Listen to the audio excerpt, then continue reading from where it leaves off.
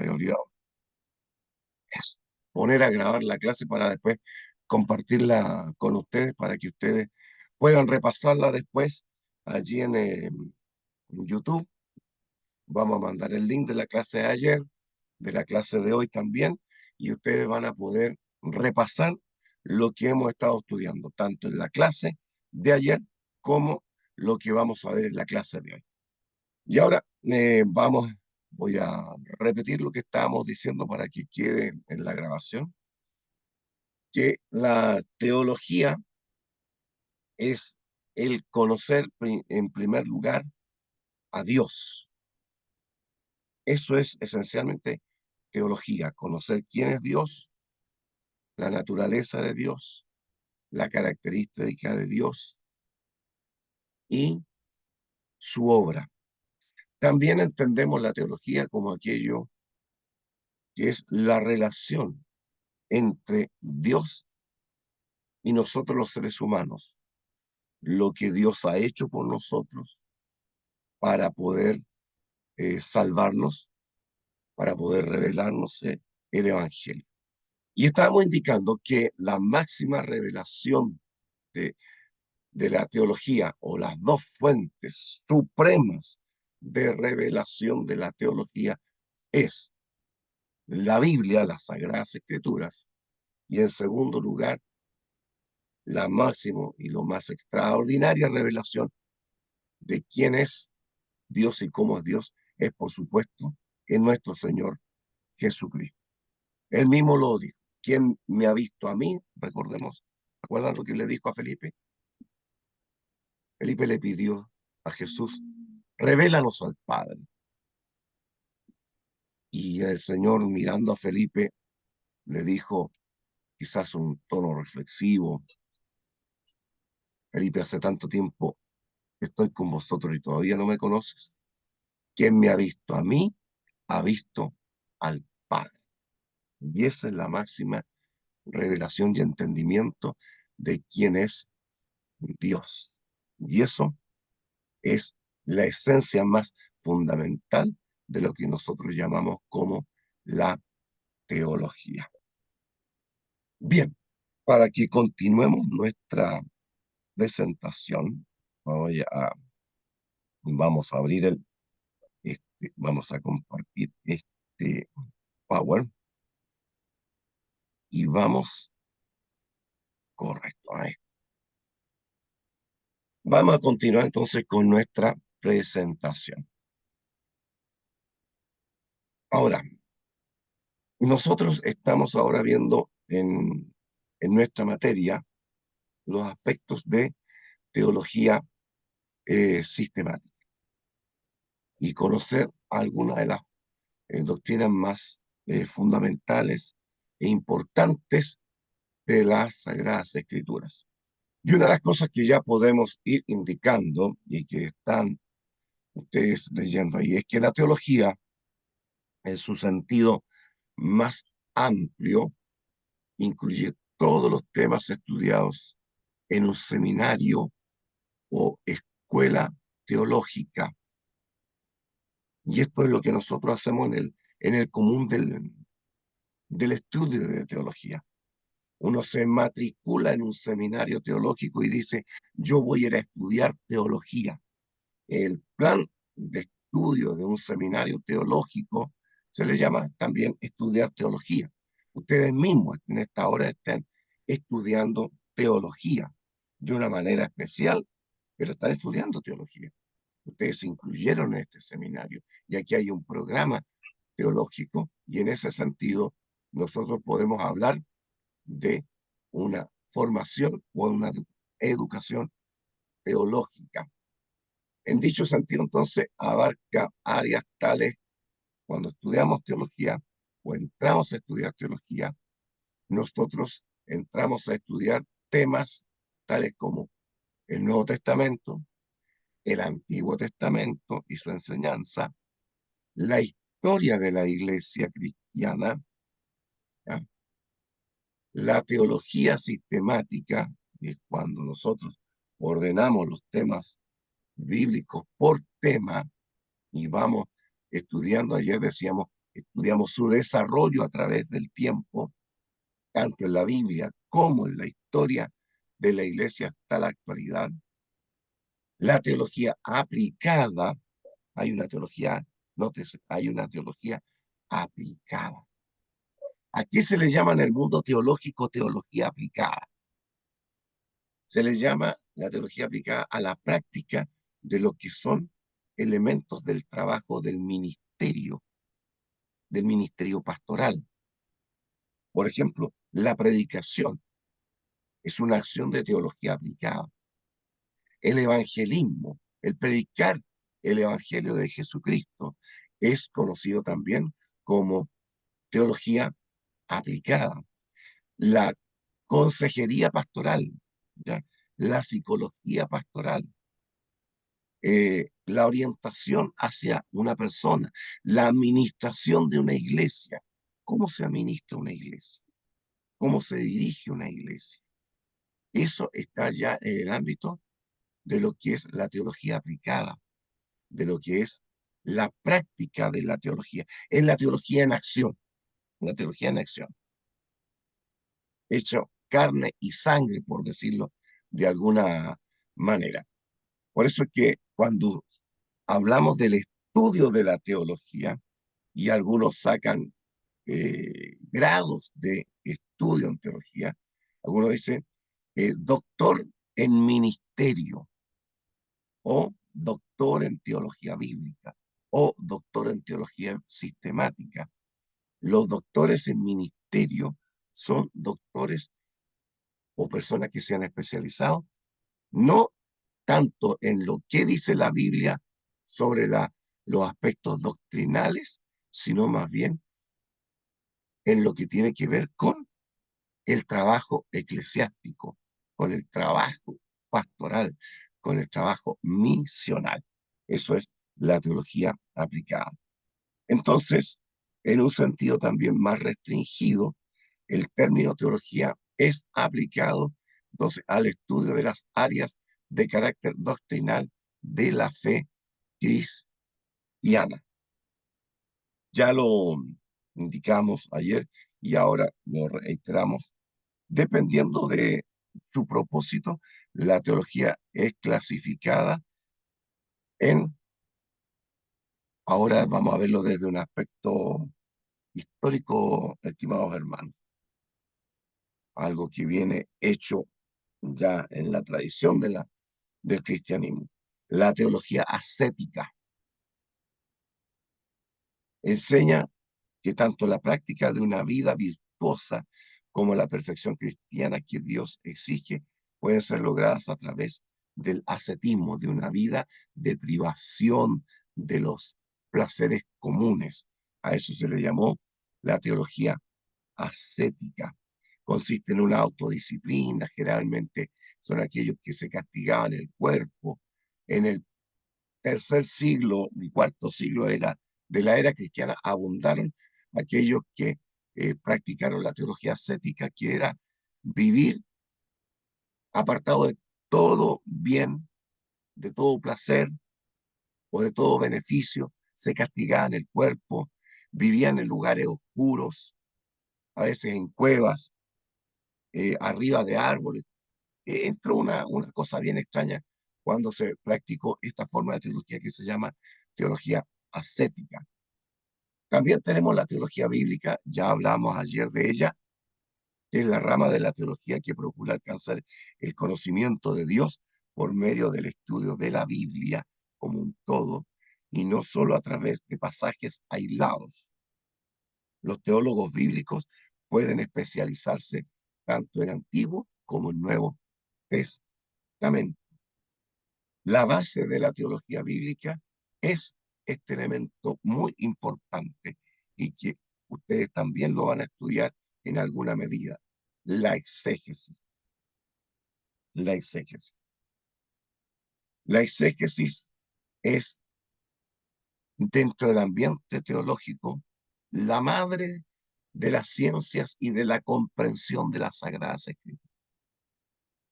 No hay tarea más importante y prioritaria para un estudiante de la Biblia como ustedes lo son.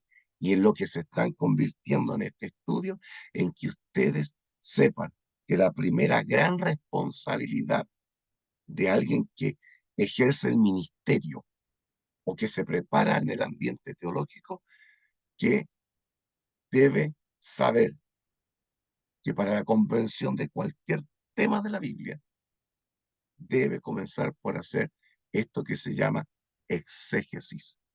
Y la exégesis es estudiar en primer lugar el significado de la escritura en el texto mismo. San Juan 3:16, si yo lo voy a estudiar, lo tengo que comprender primero, no preguntándome qué dicen los demás teólogos, qué ha dicho el teólogo tanto, el pastor tanto, el profesor tanto, no. ¿Qué dice en primer lugar? ¿Cuál es el mensaje mismo que yo puedo sacar cuando estudio cada palabra, cada frase que forma el pasaje de San Juan 3:16? ¿Qué significa la expresión de tal manera? ¿Cómo yo lo puedo entender? ¿Qué significa amor? ¿Cuál es el significado de la palabra amor? Primero, en la Biblia misma o en el texto mismo. ¿Cuál es el significado o cuál es la palabra que el idioma original usa allí? ¿Qué significa que diga después que ha dado? ¿Qué significa que diga hijo unigénito?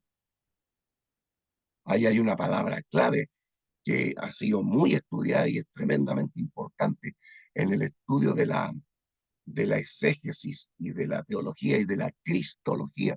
Por ejemplo, cuando estudiamos San Juan 3:16 como el monogenes, yo tengo que estudiar eso, qué significa. Por eso que dentro de la teología bíblica, la mayor y más importante tarea es saber, perdón, hacer la exégesis para de allí construir después una teología bíblica y una teología sistemática, ¿ya? Ahora, eh, seguimos. Teología histórica. Esto también es otro tema.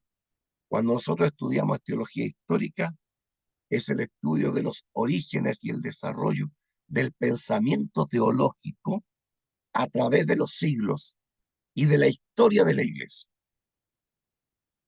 ¿Qué se pensó, por ejemplo, vamos a elegir, qué se pensaba de Cristo en el primer siglo? ¿Qué se pensó de Cristo en el segundo siglo de la era cristiana?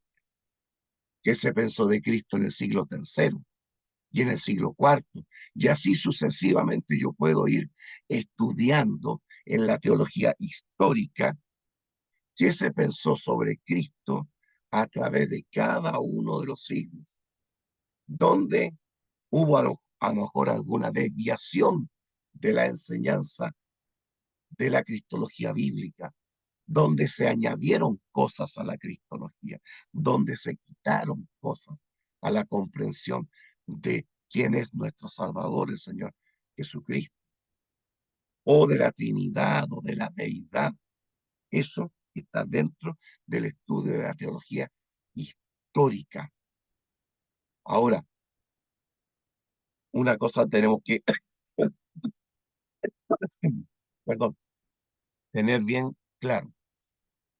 El significado de una doctrina no me lo puede dar la teología histórica, porque la teología histórica en más de una oportunidad se desvió de la enseñanza bíblica y se dejó llevar por el pensamiento en boga en aquel momento. Por lo tanto, se enseñaron cosas diferentes, parcialmente diferentes o muy diferentes a lo que enseñaba la Biblia. Por eso que la teología histórica tiene que ser juzgada por la teología bíblica, en primer lugar. Podemos estudiar la teología histórica, pero la teología histórica no es la última palabra en el conocimiento de Dios, sino que esta tiene que ser juzgada a la luz de lo que dice la Biblia misma, que es la teología bíblica. Ayer lo decíamos, ¿se acuerdan que lo dijimos ayer? Hay fuentes de la teología. Y las fuentes de la teología que han surgido es el ateísmo, dijimos que ha surgido la tradición, la filosofía, la historia de las religiones y las mismas escrituras, que son fuentes de conocimiento teológico y que determinan nuestra comprensión, perdón, o qué vamos a creer acerca de la enseñanza bíblica. En este caso, decíamos ayer y lo reiteramos hoy día, estimados hermanos, amigos, la enseñanza de la escritura. Y esto grábenselo muy bien en sus cabecitas, en sus mentes, que el Señor ayude que esto se les grabe. La escritura está por sobre lo que diga la tradición de la iglesia, está por sobre lo que diga la filosofía que se mezcló con la teología y con la enseñanza bíblica. Se mezclaron muchísimo. Está por sobre lo que digan la historia de las religiones, que a veces me cuestiona y destruye el conocimiento bíblico. Y está por sobre lo que pueda decir el ateísmo, que es una de las hoy día formas en que se estudia la Biblia, aunque parezca raro, del ateísmo, pero sucede así. La escritura es el verdadero colador de las otras. La Biblia es el colador de la filosofía, de las tradiciones, del pensamiento de los hombres, es el colador de lo que digan, incluso lo que digan los teólogos, de lo que digan los pastores o lo que digan las iglesias incluso, las iglesias. ¿Ya? ¿Recuerdan lo que dijo Martín Lutero? Martín Lutero tiene una declaración que es tremendamente importante. La sola escritura, solo la escritura. ¿Ya? Y Martín Lutero incluso va a llegar a decir en su momento que no podemos y no debemos creer nada, nada que no esté claramente afianzado en la escritura, aunque haga llover todos los días milagros, aunque haga milagros. La autoridad es la Sagrada Escritura. Continuamos. Teología dogmática. Esta es una palabra que se usa bastante dentro también del estudio de la teología, la dogmática. ¿Qué es la teología dogmática? Bueno, es una forma o sistema de pensamiento específico, autoritativamente sostenido y enseñado por una determinada iglesia. Tradicionalmente esta rama de la teología ha correspondido a iglesias con las cuales una figura o un cuerpo de autoridad, sean estos eclesiásticos o estatales, han sido prominentes. Por ejemplo, la Iglesia Católica, dentro de su esquema de ordenamiento, ellos han creado una dogmática. La dogmática es un conjunto de creencias que han oficializado como la enseñanza oficial que los miembros de la iglesia deben creer. La iglesia anglicana han hecho las famosas declaraciones de fe, y esas declaraciones de fe la han ellos llamado dogmática, su dogmática. Por lo tanto, la iglesia anglicana, la iglesia episcopal y otras iglesias formalizaron un cuerpo de doctrinas y de creencias fijas, fijas, y que todo miembro de la iglesia o de estos sistemas religiosos deben creer. A eso se le llama teología dogmática. Está también otra forma de teología, la teología moral. ¿Qué es la teología moral? la teología moral. A hermano Cristian, que le voy a levantar la manita.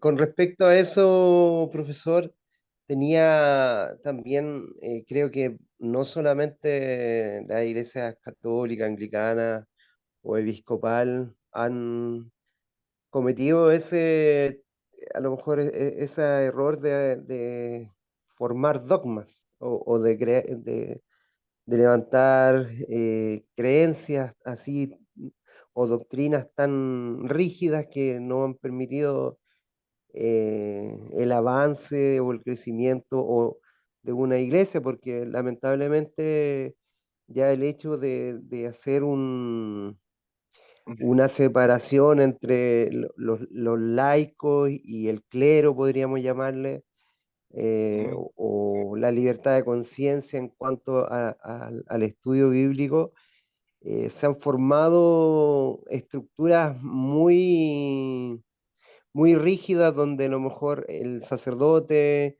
el ministro, el reverendo, el pastor, llámese el nombre que tenga cada institución, solamente es el único con la autoridad frente a algunas actividades eclesiásticas. Y cuando miramos en la escritura que la iglesia primitiva no actuaba de esa manera. No sé si se entiende lo que Sí, quiero sí, señalar. sí, sí, sí lo entiendo. Y agradezco porque su aporte porque tiene toda la razón. Cuando nosotros caemos, voy a retroceder la vista con la diapositiva para que lo podamos ver. ¿Cuál es el peligro de la dogmática? Profundizando un poquito más respecto, ya por la intervención de nuestro hermano. La teología dogmática fija un cuerpo de doctrinas y de creencias y no acepta que alguien se salga de ese marco que ellos han establecido, que puede ser que lo fije un conjunto de personas llamados obispos, pastores, clérigos, y le dicen, esto es lo que vamos a creer nosotros y ustedes, los laicos, los miembros, están sujetos a que tienen que creer esto y no otra cosa. ¿Ah? Eso es peligroso, eso es peligroso, y lo digo desde ya.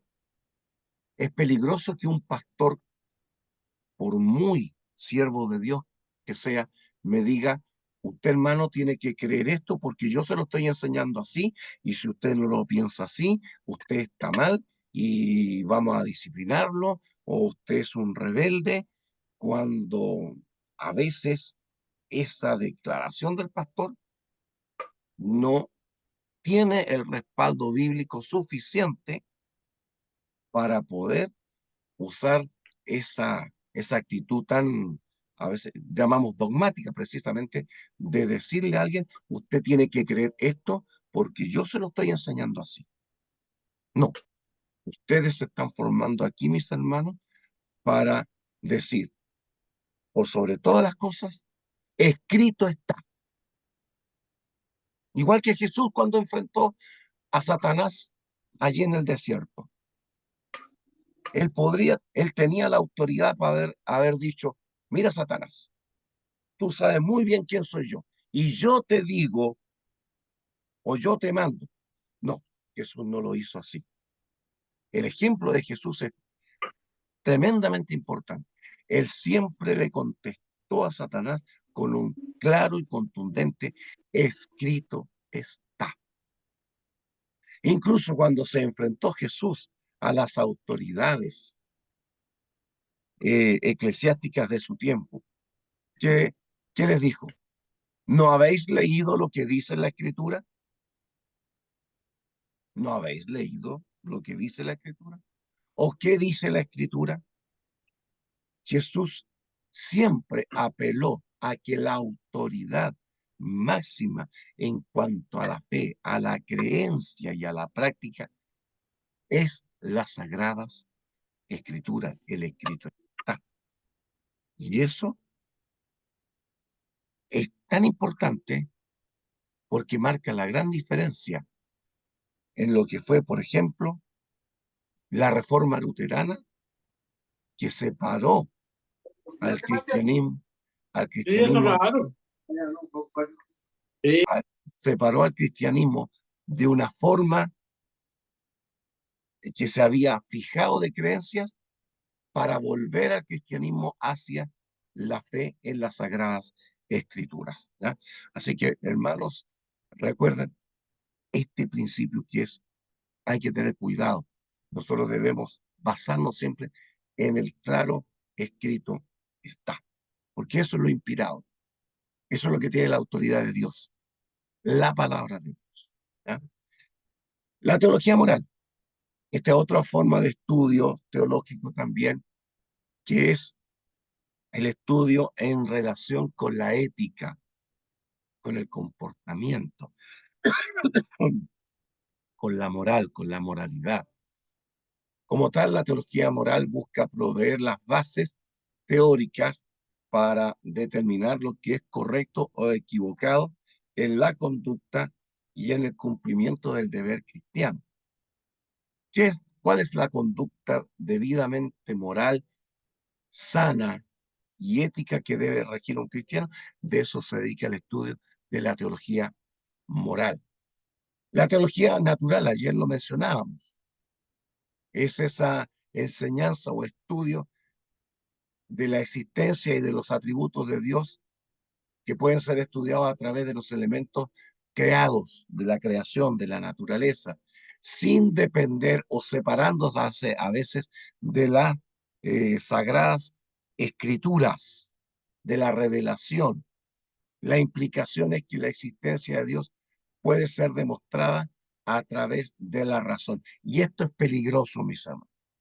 Es bueno, la teología natural es buena, pero a la vez puede ser mala, porque yo puedo llegar a conocer, a entender a Dios o suponer ciertas cualidades de Dios o ciertos rasgos de Dios que pueden estar en contrapunto o contrario a lo que es la revelación especial, que es la palabra de Dios. La teología natural es 100% válida y respetable cuando ésta se sujeta a lo que la revelación especial en la palabra de Dios nos enseña.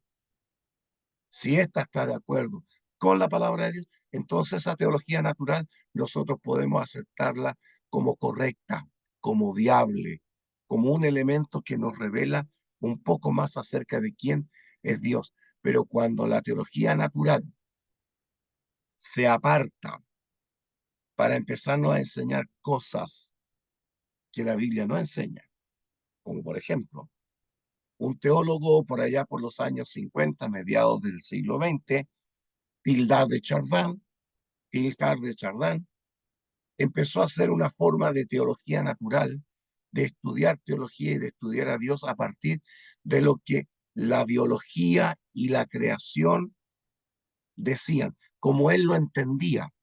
Y él llegó a la conclusión de que la evolución del ser humano y del mundo a través de millones de años era correcta y que el hombre realmente había evolucionado, no, no que había sido creado del polvo de la tierra, como lo dice Génesis, sino que Dios lo creó a través de un proceso evolutivo desde los organismos inferiores para que llegara a ser un simio y después de simio se transformara en hombre y ahí aparecen los famosos Australopithecus, el hombre de Neandertal, el Homo sapiens y todos estas clasificaciones que la teoría de la evolución tiene para hablar del origen del hombre y de nuestro planeta y del universo. Teilhard de Chardin creyó que eso era correcto y trató de unirlo, y de hecho lo unió la teología, de tal manera que dijo, ¿dónde se produce la acción creativa de Dios, que cuando el ser humano evolucionó a través de estos miles y millones de años y el hombre se transformó en un ser racional, ah, fue en ese momento, dice Tildar de Chardin, en que Dios le puso el alma al ser humano. Y cuando Dios le puso el alma, la creación de Dios estuvo lista. Por lo tanto, para él, la enseñanza de Génesis, capítulo 1 al 3, es mito, es leyenda, no es historia y tiene que ser descartado, descartado, porque para él la teología natural de la evolución es el proceso que va a usar él para explicar el origen del ser humano. Él hizo una teología natural donde se aparta de la Biblia. Y hoy día la, la creencia y las ideas de Tildar de Chardin, este teólogo católico, se convirtió en el pensamiento científico y teológico de la Iglesia Católica. Hoy día la Iglesia Católica va a decirnos y nos va a enseñar que Génesis 1 al 3 no es historia, es mito, es leyenda, es folclore, y que el hombre realmente evolucionó a través de millones de años. La Iglesia Católica cree en la evolución, solamente que ellos ponen un elemento que es lo que le llaman la hominización, que el hombre cuando se transforma en un ser pensante, en ese proceso evolutivo, Dios le puso el alma. Y así destruyen el texto bíblico. Así que cuidado con esta forma de teología natural, porque puede ser peligroso. Y teología sistemática. Punto 7. Teología sistemática. La teología sistemática es un método constructivo de teología. Lo mencionábamos ayer. Como tal, busca construir un sistema completo y ordenado a partir de la suma total del conocimiento teológico, es decir, de reunir todo lo que la Biblia dice y sacar conclusiones y dividir los temas bíblicos para nuestra comprensión, sistematizarlo, ordenarlo por temas, porque la Biblia no es un manual de doctrina. No, usted no abre los libros de la Biblia que diga, mira, busca en Génesis y ahí está la doctrina de la salvación, y usted va al siguiente libro y ahí está la doctrina de la iglesia, o usted va al siguiente libro de la Biblia y está la doctrina de las últimas cosas o de la escatología. No, nosotros construimos esos temas a partir de lo que encontramos a través de toda la Biblia, y a eso se le llama teología sistemática. ¿Ya?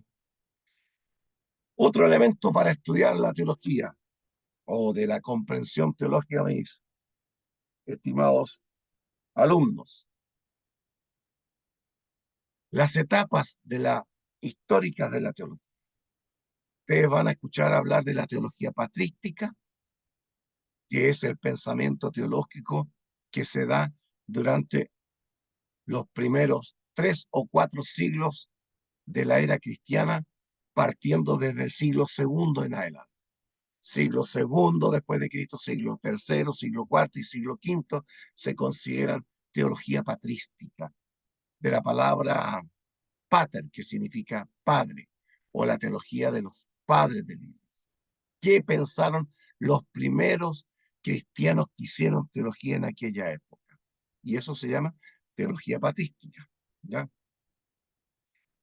Como lo ven ahí, teología patrística florece a partir del pensamiento de autores post-apostólicos, que escriben después de los apóstoles, y se extiende más o menos hasta el siglo VIII de nuestra era cristiana. Y la era patrística se caracteriza por una variedad tan amplia de pensamientos que a veces es difícil describirla, porque pensaron muchas cosas, a veces muy acertadas y a veces muy extrañas y muy apartadas eh, de la enseñanza de las Sagradas Escrituras. ¿Ya? En sus rasgos generales, la teología patrística de aquella época tiende a ser filosófica, lo mencionábamos ayer, se vuelve especulativa, dicen cosas que a veces es medio raro tratar de entender qué querían decir con lo que hacían o decían, cuando quiera que su énfasis fue a veces más o a veces menos bíblico. La teología patrística se caracteriza por un marcado énfasis en la confesión de sí del señorío de Cristo. Ellos van a decir, no, Cristo es el Señor y Cristo es el Padre, ¿ya?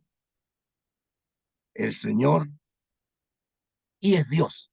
La teología patrística se va a concentrar principalmente en las discusiones a veces cristológicas y las discusiones trinitarias.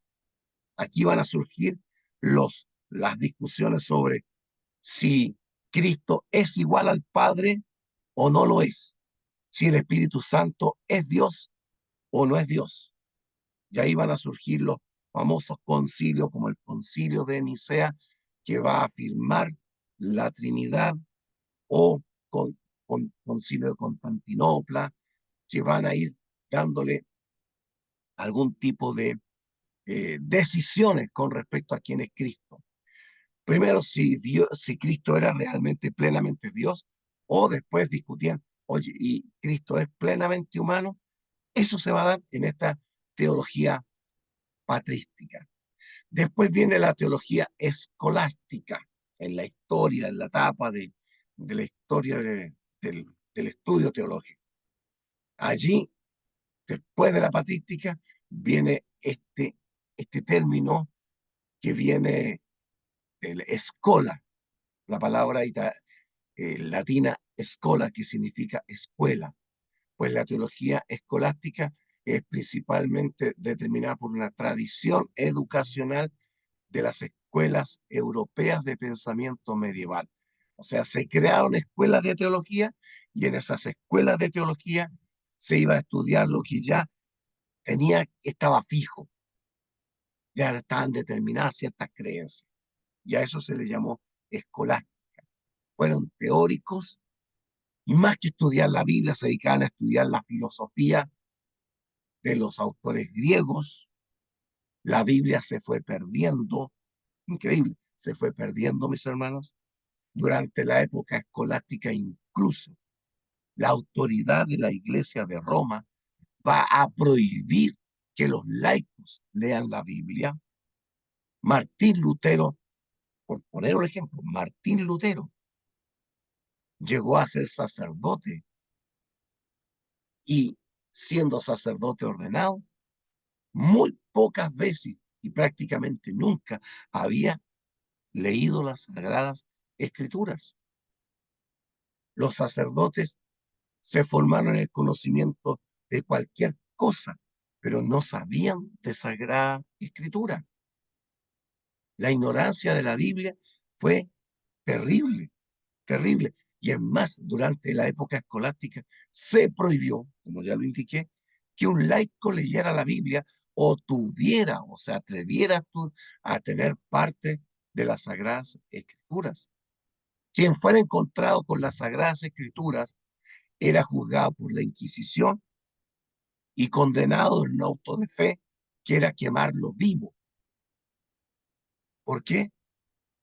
Por cometer el terrible, entre comillas, pecado de leer la Biblia. Un sacerdote católico pasó 20 años en la cárcel por atreverse a traducir al idioma del pueblo el Cantar de los Cantares del Antiguo Testamento. La Inquisición cayó encima de este profesor de teología, que era un sacerdote, lo condenó por el pecado de haber traducido la Biblia al lenguaje del pueblo. Ni siquiera tradujo un libro que era teológicamente determinante. No, tradujo este libro poético sobre el amor entre una esposa y un esposo, que es el Cantar de los Cantares, y 20 años fue mandado a la cárcel. Esta es la época escolástica. Aquí florecieron cualquier idea extraña y absurda que determinó una gran ignorancia en cuanto a las escrituras. En ese tiempo surgió el dicho, seco como un sermón, porque los predicadores, los sacerdotes, no sabían predicar y no sabían de Biblia.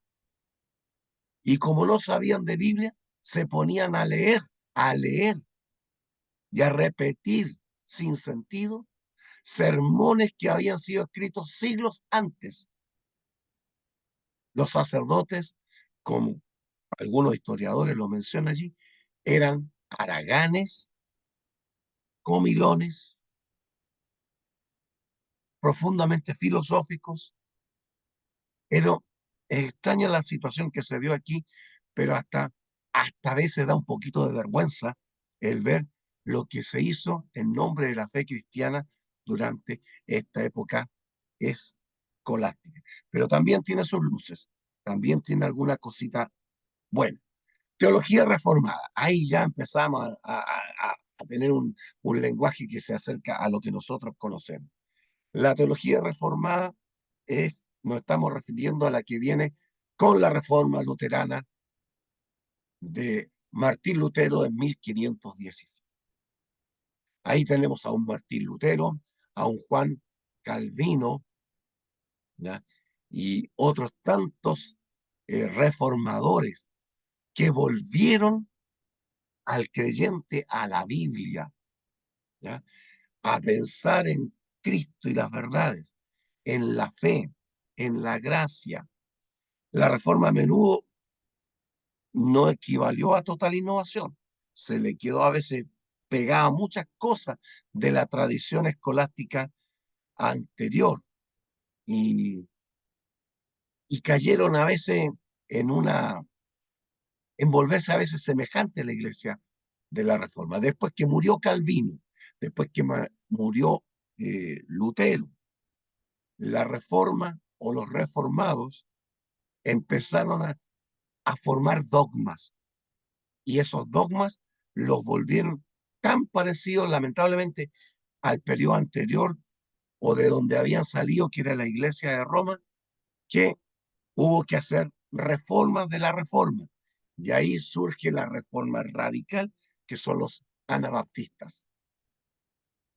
Cosas que sucedieron durante este tiempo. Pero ¿qué logramos con la reforma? Recuperar la Biblia, recuperar la Biblia para estudiarla, para que estuviera otra vez con el pueblo y para el pueblo. Lutero va a traducir la Biblia al alemán y eso ya le causó una indignación tremenda a la iglesia de Roma, porque ellos tenían prohibido que el pueblo leyera la Biblia y Lutero se la da al pueblo traduciéndola al idioma del pueblo alemán. Y esto trajo una tremenda bendición, por supuesto, a la gente que volvía a tener conocimiento de la Biblia. Principios de la Reforma, la sola escritura, solos Christus en latín, o solo Cristo, no más sacerdotes, no más que el Papa es el mediador que me salva, no que los santos, la Virgen, son mediadores y me dan salvación. No, la Reforma va a decir solo la escritura, solo Cristo. Él es nuestro sumo sacerdote, Él es nuestro mediador y Él es el único salvador. No la misa, no, la sangre de Cristo, la sangre de Cristo y del Cristo que murió en la cruz.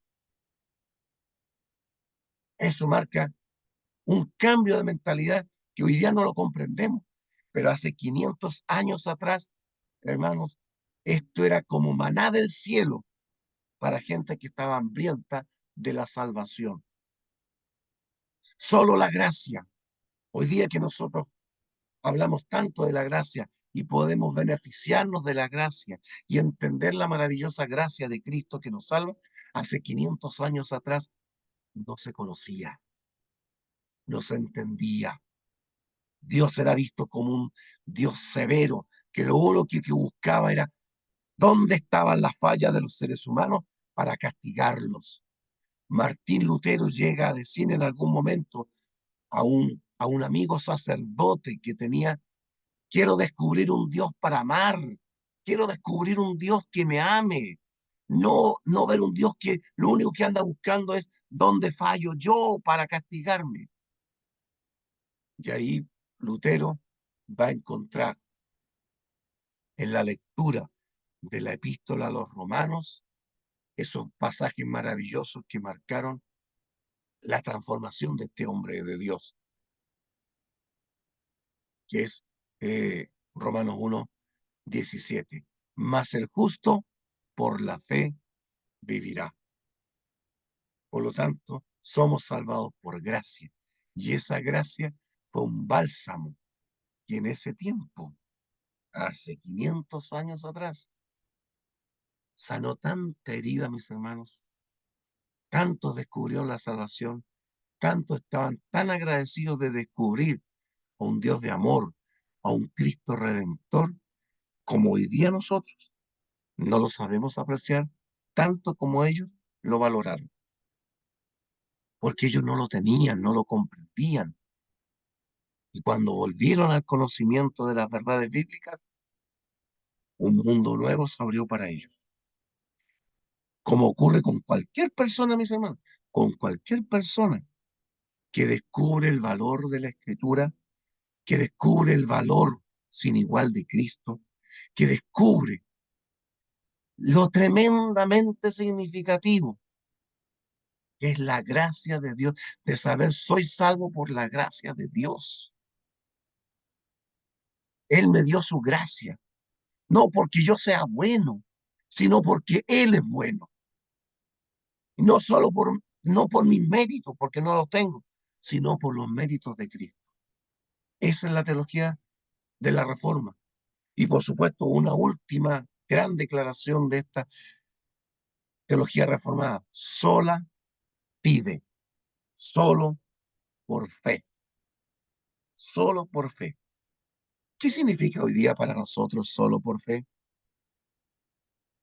¿Sabían ustedes que podemos hablar de solo por fe y sin embargo hemos ido perdiendo el significado de solo por fe? A veces nosotros estamos entendiendo, sí hablamos, somos salvados solo por fe, pero ponemos solo por fe, pero le agregamos, pero es que hay que hacer esta obrita, no es que hay que hacer esto otro, de otra manera no funciona la salvación. No, si es solo por fe, es solo por fe. Somos salvados solo por fe. Y una vez que hemos sido salvados, nosotros obramos según la voluntad de Dios. Pero la salvación es solo por fe. Esto hay que revitalizarlo, mis hermanos. Revitalízalo en tu vida y vas a descubrir que hay algo especial todavía en esta declaración, que somos salvos solo por fe. Y cuando tú lo descubras, o descubra algo nuevo en esta declaración, solo por gracia, solo por fe, solo por Cristo, solo por las Escrituras, te vas a llenar de un sentido del Evangelio y de la misión que Dios te ha dado para ti, que tú vas a llegar trayendo buenas nuevas a tu propia vida, a tu propia familia, a tu propia iglesia donde tú trabajas. Y tus palabras y tu predicación va a ser, como recién lo dije, maná del cielo para almas que a veces están sedientas de lo que es lo celestial, de romper con las tradiciones que hoy día tenemos como cristianos, donde a veces, muchas veces estamos predicando las mismas temáticas y no salimos de tocar el mismo tema, como en un piano tocando la misma tecla. No, cuando nosotros descubrimos estas cosas que los reformados descubrimos, vamos a descubrir que no hay que tocar una misma tecla, sino que hay una cantidad de teclas con las cuales tú puedas crear la maravillosa sinfonía de la salvación, la sinfonía del Evangelio, sinfonía del amor de Dios. Y tú vas a ser visto como un siervo de Dios, un siervo de Dios. Ese hombre tiene palabra de Dios. En él hay palabra. Y esa es la clave de estudiar teología y de ver todas estas cositas, mis hermanos, que hemos estado viendo. Teología moderna. Aquí, entre lo que habíamos logrado en la teología moderna, es como que dimos de repente un pasito atrás. La teología moderna ha sido influenciada aquí por una palabra. Voy a pedir a ver si tengo aquí el lapicito. A ver si lo tengo aquí. Queridos hermanos, tenemos el peligro de la teología moderna cayó esclavo de esto. En las universidades, en las grandes universidades donde se estudia teología, se usa el racionalismo y no la fe. Ah, pero es que no es bueno usar la razón. Racionalismo hablamos de usar la razón. ¿Es malo usar la razón? Por supuesto que no. Pero el problema es que el racionalismo, ¿qué hace? El racionalismo renuncia a la fe. El racionalismo no cree en los milagros. No cree en los milagros. El racionalismo no cree en la autoridad de la palabra de Dios. El racionalismo teológico, ¿qué ha hecho? Ha hecho dudar de los autores bíblicos. Moisés nunca escribió el Pentateuco. Ayer le decíamos, Isaías no escribió el libro de Isaías. Los evangelios no fueron escritos por los 4 evangelistas. Es más, ellos van a enseñar que incluso los evangelios no se escribieron en el primer siglo, se escribieron en el segundo e incluso en el tercer siglo. Que Pablo no escribió todas las epístolas, que Juan no escribió el Apocalipsis, sino que estos fueron documentos fraguados por la iglesia, inventados por la iglesia y que se lo atribuyeron a personajes bíblicos en un acto bastante cuestionable porque eso no es ético. Que el canon de la Biblia lo decidió la misma iglesia. Ellos eligieron este libro lo dejamos aquí en el Nuevo Testamento y este lo sacamos. Este lo dejamos acá en el Antiguo Testamento, este otro lo sacamos. Y que la iglesia creó la Biblia. Eso no es verdad. Pero el racionalismo enseña eso hoy día en teología. Es un racionalismo, un uso de la razón sin fe. No cree, el racionalismo no cree en la encarnación de Cristo. Incluso dentro del racionalismo ustedes van a encontrar gente que cree que Cristo simplemente fue un gran líder judío y que murió, pero que eso de divinizar a Jesús es producto de los inventos posteriores de la iglesia. La iglesia y los cristianos durante los siglos posteriores al cristianismo, ellos tomaron a este líder que era Jesús, un hombre común y silvestre, y le dieron, lo transformaron en Mesías, lo transformaron en Dios, y luego dijeron, ah, es el Hijo de Dios, pero Cristo es un invento de la iglesia. Y ha sido bueno según ellos, porque así la iglesia ha tenido un propósito, un líder, algo que lo ha movido para existir a través del tiempo. O sea, hermanos, Cristo es un invento de la iglesia. Eso hace hoy día la teología racionalista y hay que cuidarse de ella. Todo lo que me desacredite de la autoridad plena de la Biblia, dude de ello. Mi hermano, se lo digo desde ya. Todo aquello que le lleve a dudar un ápice, un milímetro de quién es Cristo Jesús como pleno Dios y pleno hombre, cuidado, o como nuestro Salvador, nuestro mediador, nuestro Redentor. Cree que es necesario esta teología usar el método científico, no el método teológico. El método teológico me dice yo tengo que usar la misma Biblia para estudiar y comprender la Biblia. que la Biblia se explica a sí misma, que el Nuevo Testamento explica el Antiguo y el Antiguo explica el Nuevo. Eso es un principio teológico, pero fundamental, mis hermanos. La Biblia explica la Biblia. Por eso Dios se tomó un tiempo largo en revelar su palabra a través de cerca de 40 autores. Por eso tenemos 66 libros en la Biblia, porque Dios se encargó de hacerla de tal manera que la Biblia pueda ser estudiada y comparada con ella misma. Y cuando hacemos esa tarea, la Biblia da una explicación suficientemente clara, fundamentada de lo que es su enseñanza. Pero esta teología dice no, nosotros tenemos que usar el método de las ciencias y de la historia. Y ellos van a decir que los primeros 11 capítulos del Génesis no son historias, son folclore, son inventos. Alguien los escribió en algún momento, ni siquiera fue Moisés. Los primeros 11 capítulos del Génesis son la forma de tratar de explicar la historia más antigua de la humanidad, pero que en ningún caso es historia real. Eso nunca ocurrió. La caída del hombre nunca ocurrió. La creación de Génesis 1 al 3 nunca ocurrió. Y oye, lo van a enseñar en una universidad y te lo van a enseñar como teología. Su metodología se conoce y se llaman a sí mismos método histórico crítico o histórico crítica. Nosotros los que creemos en la Biblia, mis hermanos, usamos un método de estudio de la Biblia que le llamamos histórico bíblico o histórico gramatical.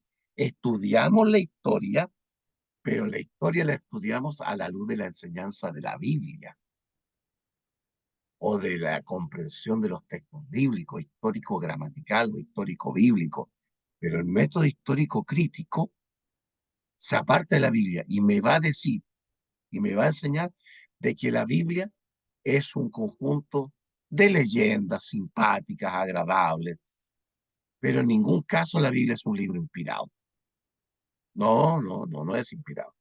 Ahora, si usted quiere así como bonito, llamarle que es inspirado para sentirse en su conciencia bien, ya tómelo como inspirado, pero en la academia, en el estudio universitario, no, nosotros no consideramos eso. La Biblia es un libro común, como cualquier otro libro, incluso la Biblia copió de otros libros, ¿ya? Y como copió de otros libros, no tiene mayor valor. Donde, ahí, repito, donde la historia extrabíblica, las suposiciones y las teorías de estos teólogos y las hipótesis que no demuestran, porque han pasado ya cerca de 200 años con esta teología, pero nunca han podido demostrar sus hipótesis, sus suposiciones. Al contrario, cuando se ha demostrado que están equivocados, ellos lo pasan por alto, lo ignoran, prefieren hacerse los tontos, por decirlo de alguna manera, en cuanto a lo que es esta, esta situación. Así que cuidado con esta forma de teología. Y hermanos, se nos fue el tiempo. Así que vamos a salir aquí y quiero dar el tiempo para si alguno de ustedes quiere hacer algún comentario, alguna pregunta de lo que hemos estudiado en la clase de hoy. Profesor, Espérenme un yo tengo, minutito, mis hermanos. Espérenme un minutito.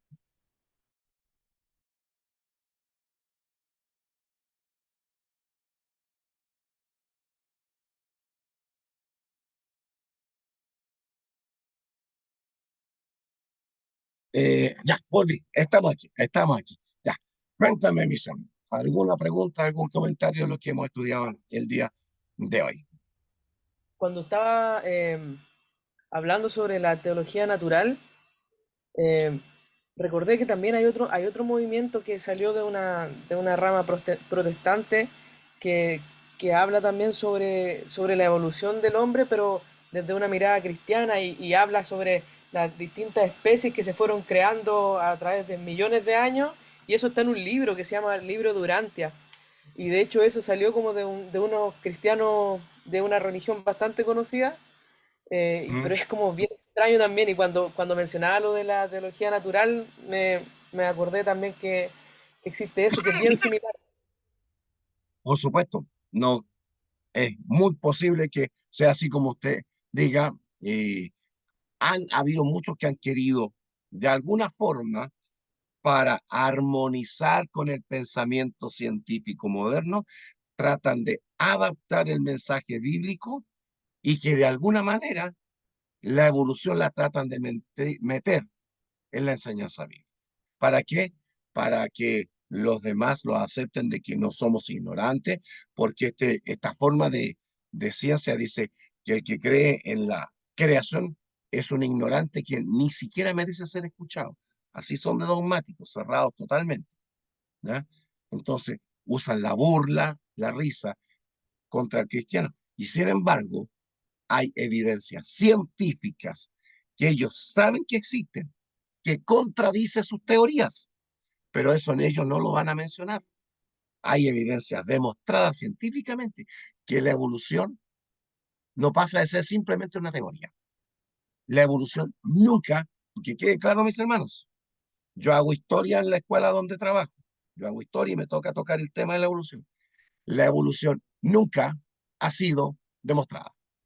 Por eso lo digo todo. ¿Ya? Bien. Eh, vamos a dejar hasta aquí porque saben tener que comenzar la otra clase y le estamos robando el tiempo al hermano que viene ahí, creo, con arqueología, mis hermanos. Así que vamos a orar. Una, hermano, Sí, dígame, el material que usted está entregando después va a ser entregado en algún por supuesto, documento. lo vamos a entregar como el PowerPoint que estamos compartiendo y vamos a entregar el video también para que ustedes lo estudien y lo repasen y a través de eso después hacer las evaluaciones correspondientes. ¿Ya? Hermano Alfonso, ¿algún comentario? Me está aprobando, ya. Bien, ya mis hermanos, vamos a orar para que terminemos por ahora, para dar lugar a la siguiente clase, ¿ya? Querido Dios, te damos gracias por haber estudiado este tema de hoy. Ayúdanos a afirmar nuestra fe. Gracias porque estamos conociendo estas cosas, porque estas cosas nos van a servir para ser mejores siervos tuyos y para predicar de mejor manera el evangelio puro de las Santas Escrituras. Ayúdanos a afirmar firmemente nuestra fe en tu palabra, porque ella es firme, porque se secará la hierba y se marchitará la flor, mas tu palabra permanecerá para siempre. Gracias por estos hermanos, gracias por nuestros estudiantes, gracias por su compromiso de prepararse para servirte mejor. Lo pedimos y lo agradecemos en el nombre de Jesús. Amén. Bien, mis Amén. hermanos, nos despedimos, Amén. que estén muy bien, nos vemos la Amén. próxima clase. Que Dios les bendiga.